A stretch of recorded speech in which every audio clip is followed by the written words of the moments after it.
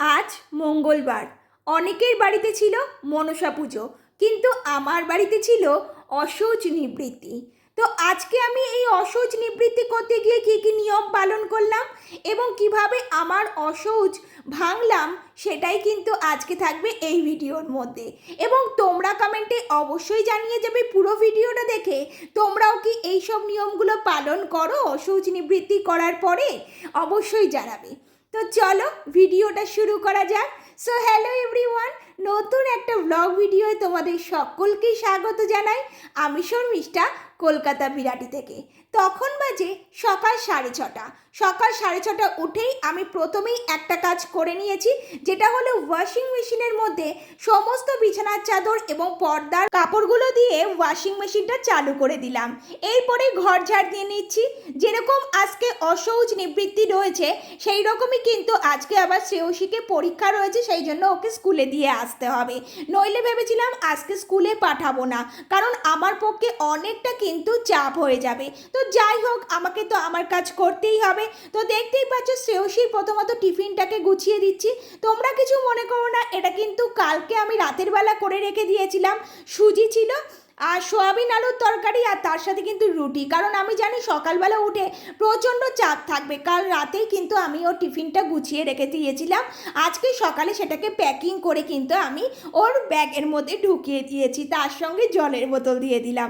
এরপরে কিন্তু হেলমেটটাকে মাথায় দিয়ে হন্তদন্ত করে ওকে নিয়ে চলে গেলাম সোজা স্কুলে। স্কুলে যাওয়া বলো বা পড়াতে নিয়ে যাওয়া বলো, আমি কিন্তু স্কুটিতে যাওয়ার সময় হেলমেটটা ক্যারি করি। হেলমেট ক্যারি করা অবশ্যই কিন্তু প্রয়োজন। যারা তোমরা বাইক কিংবা স্কুটিতে যাতায়াত করো তাদের সবাইকে বলবো হেলমেট ক্যারি করবে। কারণ কি, অনেকগুলো কারণের মধ্যে একটা কারণ হলো এখন বৃষ্টি বাদলার ওয়েদার, চাকা স্লিপ করার প্রচণ্ড ভয় থাকে।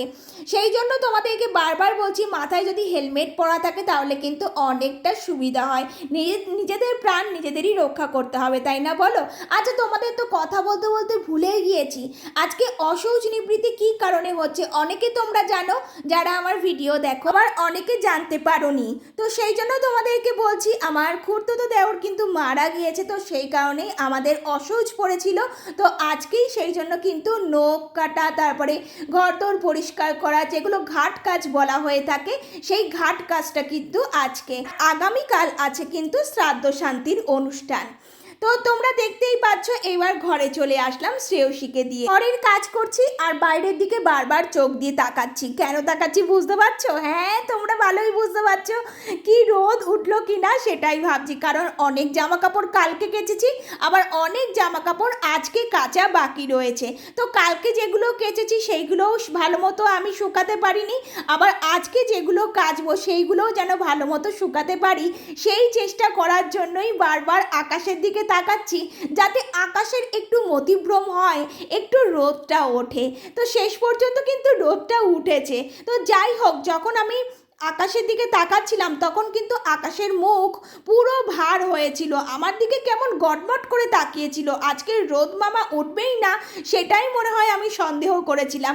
তারপরে দেখতেই পাচ্ছ সমস্ত পর্দার কাপড়গুলোকে, মানে এক্সট্রা যে আরও ঘরের পর্দাগুলো রয়েছে সেই পর্দার কাপড়গুলোকে কিন্তু আমি সোজা নিয়ে চলে আসলাম, যে আমি নিজে কাচবো বলে। সব কিছু তো আর ওয়াশিং মেশিনের মধ্যে দেওয়া যায় না। এইবার দেখতে পাচ্ছ কালকে যত জামা কাপড় রয়েছে, যেই দেখলাম একটু রোদ উঠেছে, সেই আর দেরি না করে এই জামা কাপড়গুলোকে কিন্তু সোজা মেলাতে চলে আসলাম বাইরে। আজকে যে কতবার বাইরে গিয়েছি আর এসেছি, দৌড়াদৌড়ি করেছি, যা ক্যালোরি ছিল সব আমার নষ্ট হয়ে গিয়েছে। যা বলো না কেন, আমার মনে হয় তোমাদেরও একই কাজ হয়েছে। তার কারণ কদিন যে পরিমাণে বৃষ্টি হয়েছে, সেইখান থেকে বলতে গেলে আজকে কিন্তু সেই তুলনায় রোদটা ভালোই উঠেছে। আর তোমরাও নিশ্চয়ই জামা কাপড় রোদে দিয়ে একবার ছোটাছুটি ঘর বাহির করছো, এটা আমার মনেই হচ্ছে। যারা গৃহবধূ রয়েছে তাদের কথা বলছি। ব্যাস, তারপরে এসে আমি কিন্তু প্রথমত দেখেছিলে শাশুড়ির ঘরটাকে ভালো করে পরিষ্কার করে নিয়েছি, তারপরে চলে আসলাম আমার ঘরে। ওই দেখো, দেখতে পাচ্ছ পুষ্পাঞ্জলি দেওয়ার মতো আমি জামা কাপড় কলতলায় রাখছি। আমি এখন ভয়েস ওভার দিচ্ছি, তো আমার নিজেরই হাসি পাচ্ছে যে আমি এতগুলো কাজ একা একা কী করে করলাম, সেটাই বুঝে উঠতে পারছিলাম না। তারপরে দেখো বাইরের দিকে তাকিয়েই দেখি বৃষ্টি পড়ছে ঝমঝম করে, আবার দৌড়ালাম সেই জামা কাপড়গুলোকেই রোদের থেকে তুলে আনতে।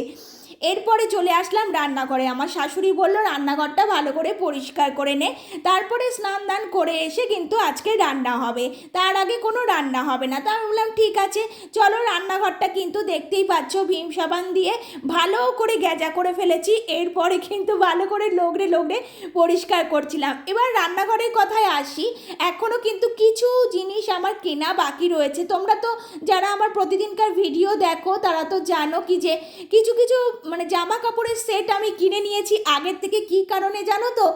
এই যে রান্নাঘরের টুকিটাকি কিছু জিনিসপত্র কিনবো এবং তোমাদের সঙ্গেও সেগুলো সবই শেয়ার করব, কারণ রান্নাঘরটা এবার আমাকে পরিষ্কার করতে হবে। অনেক দিন হলো রান্নাঘরটা ভালোভাবে পরিষ্কার করা হচ্ছে না। তো দেখতেই পাচ্ছ যে এখানে যে একটা কালো রঙের ট্রে ছিল সেই ট্রেটাকে আমি বাদ দিয়ে দিয়েছি, ওটা পুরো ভেঙে ওর মধ্যে তেল কালি পড়ে একদম নষ্ট হয়ে গিয়েছে। তো এখন একটা স্টিলের ট্রের মধ্যে কিন্তু আমি এই তেলের বোতলগুলোকে রেখে দিলাম। এখন র্যাক কিনবো, র্যাক কেনার পরে তারপরে তাই ওগুলোকে ভালো করে সাজাবো। তো তোমাদের সঙ্গে অবশ্যই সবটা শেয়ার করব। এরপরে দেখতে পাচ্ছ আমি কাঁদছি কেন? হ্যাঁ, কি কারণে কাঁদছি বুঝতে পারছো? আসলে না আমি নখ বড় করতে ভীষণ ভালোবাসি। আমার নখগুলো বেশ বড় বড় ছিল, কিন্তু এই যে অসহ্য পড়েছে নখগুলো আমাকে কাটতে হবে।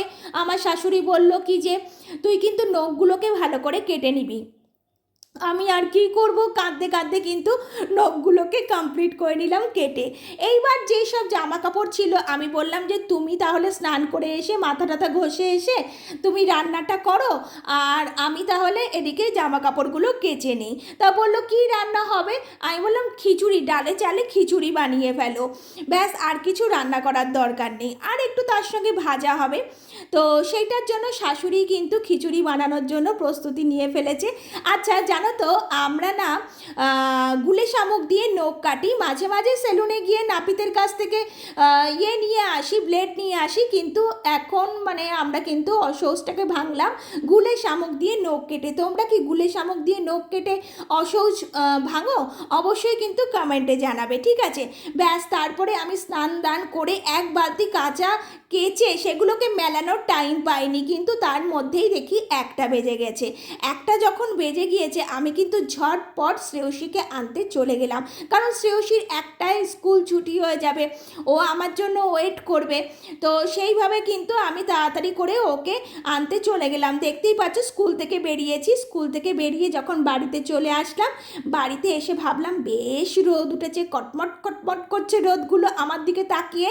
আমি আর দেরি না করে যেসব বিছানার চাদরগুলো আমি আগে দিয়ে দিয়েছিলাম সেইগুলোকে ফার্স্ট কিন্তু আমি এগুলোকে তুলে নেব, তারপরে যেসব ভিজে জামা কাপড় রয়েছে সেগুলোকে একে একে কিন্তু আমি আবার মেলিয়ে দেবো। আচ্ছা তোমরা ভিডিও দেখতে দেখতে কি তোমরা গুনলে আমি কতবার জামা কাপড় রোদে দিলাম আর কতবার জামা কাপড় তুললাম? আমি তো ভাই গুনিনি, তবে মনে হয় আমি 4-5 বার মনে হয় জামা কাপড় রোদে দিয়েছি আর তুলেছি, রোদে দিয়েছি আর তুলেছি। যাই হোক কমপ্লিট করতে পেরেছি। এখনও আমি যখন ভয়েস ওভার দিচ্ছি আমার কিন্তু বাইরে জামা কাপড় মেলানো আছে, তবে চিন্তা নেই, আমি দেখে এসেছি রোদ ঝলমল করছে। ব্যাস তারপরেই ঘরে চলে আসলাম। আমি যখন শ্রেয়সীকে স্কুল থেকে আনতে গিয়েছিলাম তখন কিন্তু আমি শান্তির জল মানে ঠাকুরমশাইয়ের কাছ থেকে পড়ে নিয়ে এসেছি। তো সেই শান্তির জলটাই কিন্তু আমি সারাটা ঘরে ছড়িয়ে দিচ্ছি যাতে ঘরে শান্তি বিরাজ করে। আচ্ছা তোমরাও কি এটা করো? মানে অসহ্য নিবৃত্তি হয়ে যাওয়ার পরে তোমরাও কি শান্তি জল ঘরে এইরকমভাবে ছিটিয়ে দাও? তোমরা কিন্তু অবশ্যই কমেন্টে জানাবে। আর পুরো ভিডিওটা প্লিজ একটু দেখবে, অনেকটা কষ্ট করে কিন্তু ভিডিওটা বানিয়েছি শুধুমাত্র তোমাদের দেখার জন্য। তো দেখতেই পাচ্ছ সমস্ত ঘরে ছিটিয়ে দিচ্ছি। এরপরে শ্রেয়সীও এসে স্নান দান কমপ্লিট করে নিয়েছে মাথা টাথা ঘষে, তো ওকেও একটু শান্তির জল দিলাম, শাশুড়ির গায়েও শান্তির জল ছিটিয়ে দিলাম, ব্যাস হয়ে গেল। এইভাবে আমি আবার অসহ্য নিবৃত্তি পালন করলাম। তোমাদের কেমন লাগলো ভিডিওটা জানিও। নেক্সট ভিডিও আবারও দেখা হবে, ততক্ষণের জন্য তোমরা ভালো থেকো, সুস্থ থেকো, এবং আমার ভিডিও এত মন দিয়ে এতক্ষণ ধরে দেখার জন্য অসংখ্য ধন্যবাদ। চলো টাটা বাই।